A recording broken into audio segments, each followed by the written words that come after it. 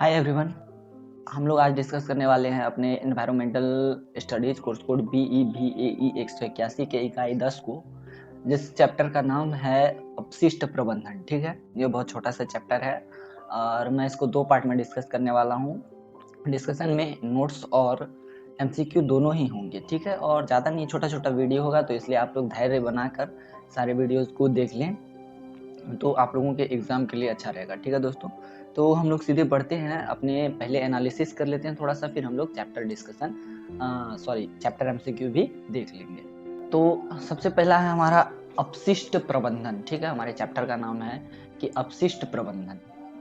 सबसे पहला मेरा क्वेश्चन आप लोगों से ये होगा कि अपशिष्ट कहते किसे हैं। ठीक है, तो हम लोग इसको जान लेते हैं, फिर उसके बाद आगे जानेंगे कि आखिर किन किन पॉइंट्स की जो चर्चा मुझे आप लोगों के सामने करनी है। ठीक है, तो देखिए दोस्तों, अपशिष्ट का मतलब सीधा सीधा होता है कि वैसी वस्तुएं जो अवांछनीय है, जो बेकार है, हम लोगों के सामने उसकी कोई आवश्यकता नहीं है, उसे ही हम लोग अपशिष्ट कह सकते हैं। ठीक है, तो सीधा सीधा हम लोग जो बेकार है हम लोगों के लिए, उसे तो सीधा सीधा हम लोग कचरा ही कह सकते हैं। तो सामान्य तौर पर इसे हम लोग कचरा भी कह सकते हैं। ठीक है, अब हम लोग टॉपिक का डिस्कशन कर लेते हैं। ठीक है, हमारा जो सबसे पहला पॉइंट दिया गया है वो ये है कि संकटदायी अपशिष्ट रसायन कुल औद्योगिक अपशिष्ट का 15 भाग बनाते हैं। ठीक है, 15% भाग बनाते हैं। देखिए, जो संकटदायी अपशिष्ट है, अर्थात जिससे संकट उत्पन्न होता है, वैसे अपशिष्ट रसायन जो है कुल औद्योगिक उत्पादन में जो अपशिष्ट बनते हैं उसका 15% भाग जो है बनाते हैं। ठीक है, अपने नेक्स्ट पॉइंट को देखते हैं। हमारे जो भारत में 1947 में शहरों और कस्बों से लगभग 60 लाख टन ठोस अपशिष्ट का उत्पादन होता था। ठीक है, प्रति वर्ष। किंतु यही 1997 में यह लगभग 4.8 करोड़ टन हो गया कचरे का उत्पादन। ठीक है, अब हमने यहाँ पे बात करी थी संकटदायी। ठीक है, यहाँ पे हमने बात करी संकटदायी। ये संकटदायी क्या है, हम लोग इसको देख लेते हैं थोड़ा सा। तो देखिए, यहाँ पे है कि संकटदायी अपशिष्ट जो है उद्योग, कारखाना अथवा किसी भी रासायनिक संयंत्र के रासायनिक सह उत्पाद होते हैं। ठीक है, तो जब किसी उद्योग धंधे में, किसी कारखाने अथवा किसी रासायनिक संयंत्र में जो उत्पाद के अलावा जो बच जाते हैं, उत्पाद में कह सकते हैं वैसा प्रोडक्ट, वैसा वस्तु जो हमारे लिए उपयोगी है, उसके अलावा जो भी वस्तुएं बच जाती है उसे हम लोग संकटदायी अपशिष्ट का नाम दे सकते हैं। ठीक है, अब आगे बढ़ते देखते हैं अगला पॉइंट क्या है। अगला पॉइंट है पर्यावरण को प्रदूषित करने अथवा अनुपयुक्त रूप से प्रबंधित अथवा निस्तारित किए जाने पर जीवन के लिए जो है जोखिम का वाहक संकटदायी कहलाता है। अब संकटदायी का एक और डेफिनेशन जो है दिया गया है। ऊपर में संकटदायी अपशिष्ट की बात करी थी, अब संकटदायी की बात करें तो ये कोई भी ऐसी वस्तु जो पर्यावरण को प्रदूषित करती है, अनुपयुक्त रूप से पर्यावरण को प्रबंधित करती है, अथवा अनुपयुक्त रूप से किसी वस्तु का निस्तारण पर्यावरण में किया जाता है जिससे जीवन को जोखिम हो, जीवन को खतरा हो, वैसा वाहक जो है, वैसे किसी भी तरह का वाहक जो है, वस्तु वाहक या किसी भी और तरह का वाहक जो है संकटदायी कहलाता है। ठीक है, अब आगे ये लिखा गया कि अपशिष्ट को संकटदायी तब माना जाता है जब उसकी निम्न विशेषताएं होती है। कोई एक विशेषता, देखिए, हम किसी भी वस्तु को संकटदायी जो है तब ही मान सकते हैं, किसी भी वस्तु को तभी संकटदायी अपशिष्ट हम लोग मान सकते हैं जब उसमें इन पांचों में से कोई एक गुण मौजूद हो, तो उसे हम लोग संकटदायी अपशिष्ट कह सकते हैं। ठीक है, तो सबसे पहला गुण है कि ज्वलनशीलता, अर्थात उस वस्तु के अंदर आसानी से आग पकड़ने की क्षमता हो, तो वह जो अपशिष्ट है संकटदायी है। दूसरा है संक्षारकता, अगर उस वस्तु में क्षय होने की जो क्षमता होती है, अगर उस वस्तु में इतनी क्षमता है कि वह दूसरे चीजों को क्षय कर दे, अर्थात उसका नाश कर दे, तो उसे हम लोग कह सकते हैं संक्षारकता। ठीक है, तीसरा है अभिक्रियाशीलता, अगर जल के साथ या अन्य क्रियाओं के साथ वो कोई वस्तु अभिक्रिया कर लेती है तो वैसी वस्तु भी जो है अपशिष्ट कहलाएगी, वो भी संकटदायी अपशिष्ट। चौथा है रेडियोधर्मिता, अर्थात किसी वस्तु से अगर आयनी विकिरण निकलता है, जैसे कि अल्फा, बीटा, गामा रेज निकलते हैं, तो ऐसे वस्तु भी संकटदायी अपशिष्ट के अंतर्गत आएंगे। ठीक है, अब अगला पॉइंट है अविषालुता। अविषालुता का मतलब होता है अगर वह वस्तु रोग उत्पन्न करता है तो वह वस्तु जो है संकटदायी अपशिष्ट के अंतर्गत आएगा। ठीक है, अब हमारा अगला डिस्कशन का टॉपिक है आविसी बनाम संकटदायी।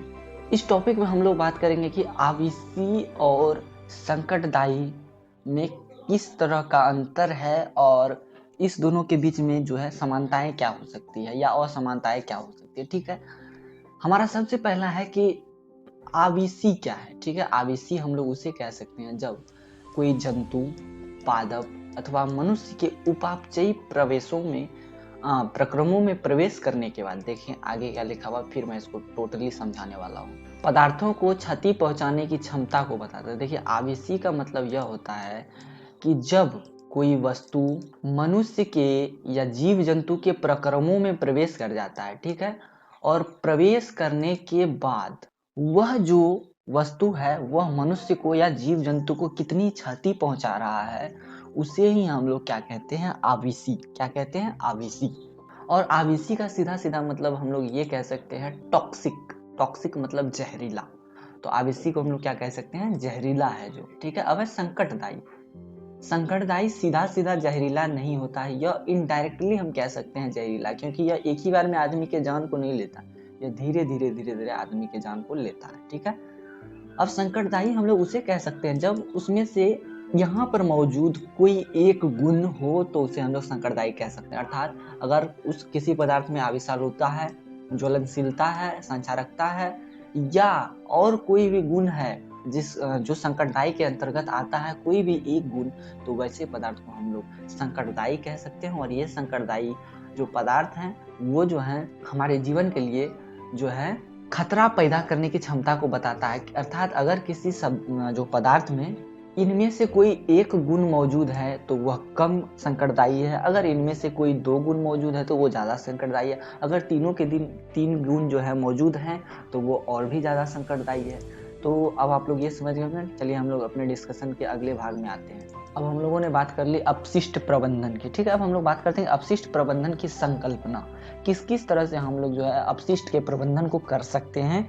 तो हम लोग इसका जो डिस्कशन अभी करने वाले हैं। देखिए, अपशिष्ट प्रबंधन के लिए जो है 4 भुजाओं वाली कार्यनीति को अपनाया जाता है। उसमें से सबसे पहला है कि अपशिष्ट की मात्रा को कम करना चाहिए। जैसे कि अगर हम लोग अपशिष्ट को कम निकालेंगे तो वह जो है संकटदायी नहीं होगा। अपशिष्ट की मात्रा कम करने से मेरा तात्पर्य उद्योग धंधों में बस उतना ही वस्तु का निर्माण करना जो कि हमारे लिए उपयोगी हो। ज़्यादा वस्तु का निर्माण नहीं करेंगे तो ज़्यादा अपशिष्ट की मात्रा जो है वह हम लोगों के सामने नहीं आएगी।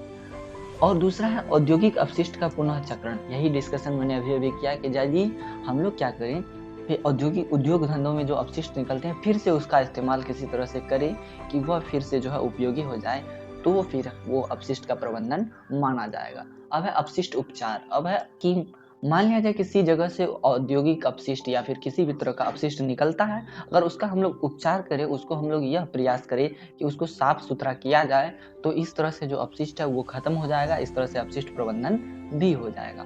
चौथा डिस्कशन हम लोगों का ये होगा कि पर्यावरण हितैषी तरीके से अपशिष्ट का संग्रहण, परिवहन व निस्तारण। देखिए, हम लोगों को इस तरह से अपशिष्ट का संग्रहण करना चाहिए, अर्थात इकट्ठा करना चाहिए, फिर उसको परिवहन अर्थात एक जगह से दूसरे जगह ले जाना चाहिए, फिर उसका निस्तारण, उसको फेंक देना चाहिए। इस तरह से करना चाहिए ये सारे काम कि इससे पर्यावरण को किसी भी तरह का नुकसान ना हो। मतलब हम ये कह सकते हैं कि वह जो है पर्यावरण हितैषी तरीके से अपशिष्ट का संग्रहण, परिवहन व निस्तारण किया जाना चाहिए। ठीक है, ये वाला जो टॉपिक है अभी हम लोग इसी को लास्टली देखेंगे, या आज के डिस्कशन का लास्ट टॉपिक होगा। उसके बाद हम लोग कुछ MCQ देखेंगे। MCQ भी ज़्यादा नहीं है इस चैप्टर में। एंड इस वाले जो ग्राफ में दिखाया गया है कि अपशिष्ट का पुनः चक्रण कैसे होता है, हम लोग उसकी चर्चा भी कर लेंगे। ठीक है, एक्चुअली होता यह है कि जैसे किसी जल में क्या है कि अपशिष्ट फेंका गया, ठीक है। अब इस अपशिष्ट को कचरा चुनने वाला जो व्यक्ति है वह इस जल से उस अपशिष्ट को निकाल लेगा। फिर कचरा चुनने वाला व्यक्ति क्या करेगा, उस कचरे को, उस अपशिष्ट को कबाड़ी वाले को दे देगा। अब कबाड़ी वाला क्या करेगा कि उस अपशिष्ट को किसी मध्यस्थ व्यक्ति को दे देगा, जो कि क्या करता है, अपशिष्ट को फिर से सही करने का काम करता है, अर्थात अपशिष्ट को उपयोगी वस्तु में बदलने का काम करता है। पहला तरीका। अब यह मान लिया जाए कि जल से कबाड़ी वाले ने ही स्वतः अपशिष्ट को चुन लिया, कचरों को चुन लिया, ठीक है, अब वो क्या करता है कि वो कबाड़ी वाला स्वयं ही मध्यस्थ व्यक्ति को वो कचरा दे देता है ताकि उसे उपयोगी वस्तु में परिणत किया जाए। इस तरह से ये पहला ग्राफ कंप्लीट हुआ। अब दूसरे ग्राफ की हम लोग बात कर लेते हैं। मान लिया जाए कोई प्राथमिक उद्योग लगाया गया है, ठीक है। अब इसमें से जो कचरा होगा प्राथमिक उद्योग वाला क्या करेगा कि यह मध्यस्थ व्यक्ति को दे देगा ताकि उस कचरे को जो है पुनः से उपयोगी बनाया जा सके, ठीक है।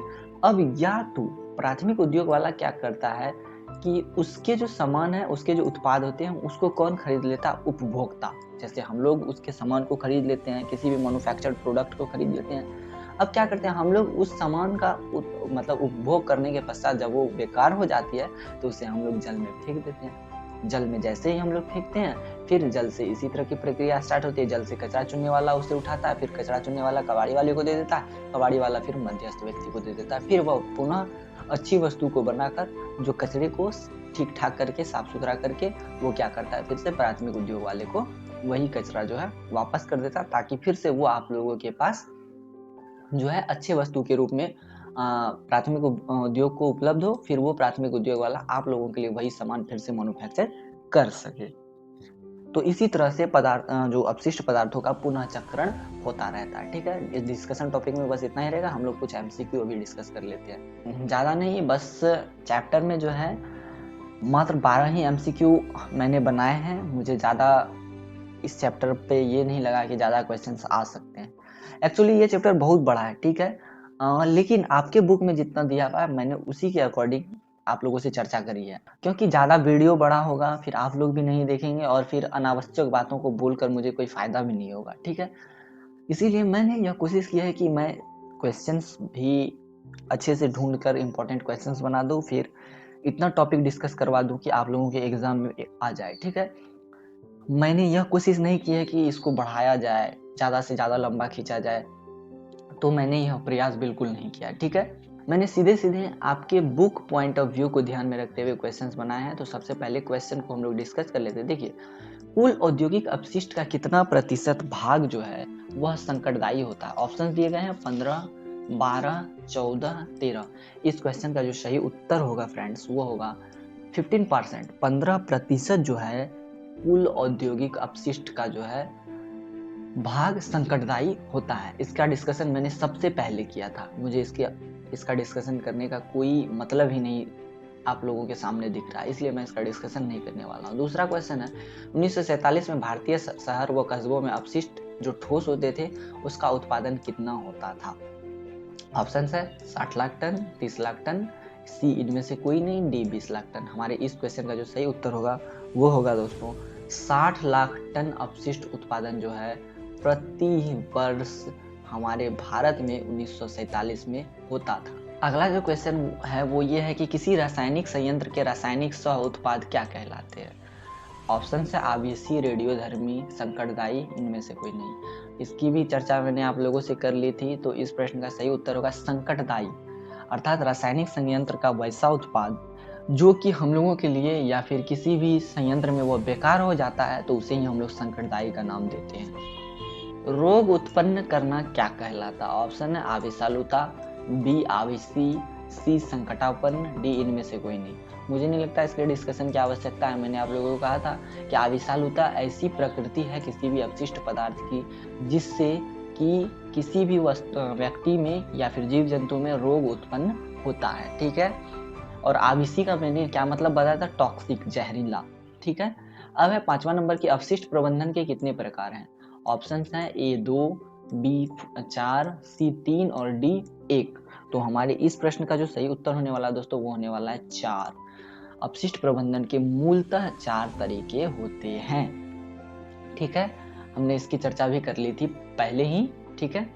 हम अपने छठे क्वेश्चन की ओर देख लेते हैं और यही हमारे वीडियोज का आज का लास्ट क्वेश्चन होगा और इसके बाद वाला जो वीडियो आएगा उसमें इस चैप्टर को ही कंप्लीट कर दिया जाएगा दोस्तों, ठीक है। एंड हम ये आशा करते हैं कि ये वीडियो जो है आप लोगों को अच्छा लगेगा। और मैं आप लोगों को बता दूं दोस्तों कि मेरी कमजोरी ये है कि मुझे हिंदी टाइपिंग नहीं आती है, इसलिए मुझे खुद से लिख कर इन सारे एमसीक्यू और नोट्स को आप लोगों को देना पड़ता है। इसके लिए मैं बेहद शर्मिंदा हूँ, मैं आप लोगों से क्षमा चाहता हूँ। इसलिए आप लोग भी कोऑपरेट करें, आप लोग भी मेरी बातों को समझें, मेरी मजबूरी को समझें और मेरे साथ सहयोग करें तो ज़्यादा अच्छा रहेगा। एंड आप ही लोग का फ़ायदा हो रहा है, मेरा भी इसमें कुछ नहीं फ़ायदा है, कोई भी फ़ायदा मुझे नहीं हो रहा है, ठीक है। इसमें भी आप लोग का फुल 110% जो है फ़ायदा हो रहा है, ठीक है।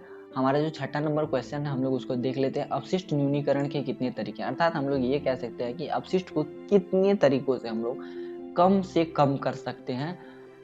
तो हमारे ऑप्शंस दिए गए हैं A3, B2, C4, D1। हमारे इस क्वेश्चन का जो सही उत्तर होने वाला है वो होने वाला अपशिष्ट न्यूनीकरण के 3 तरीके हैं, ठीक है। अब वो कौन कौन से तरीके हैं हम लोग इसकी चर्चा अपने अगले वीडियोज में कर लेंगे कि अपशिष्ट न्यूनीकरण के कितने तरीके हैं। मैं शॉर्टकट में आप लोगों को बता देता हूँ। अपशिष्ट न्यूनीकरण के 3 तरीके हैं, प्रक्रिया परिवर्तन, और दूसरा है अपशिष्ट सांद्रता, और तीसरा है अपशिष्ट पृथक्करण। अर्थात प्रक्रिया में परिवर्तन करके फिर अपशिष्ट सांद्रता, अर्थात अपशिष्ट में जो सघनता है ज़्यादा से ज़्यादा अपशिष्ट को अलग थलग करके कम करके, या फिर अपशिष्ट पृथक्करण जो मान लिया जाए उपयोगी वस्तु से अपशिष्ट को निकाल करके उसका फिर निस्तारण करना जो है अपशिष्ट न्यूनीकरण के तरीके के अंतर्गत आता है। आज के वीडियो में इतना है दोस्तों, थैंक्स अ लॉट।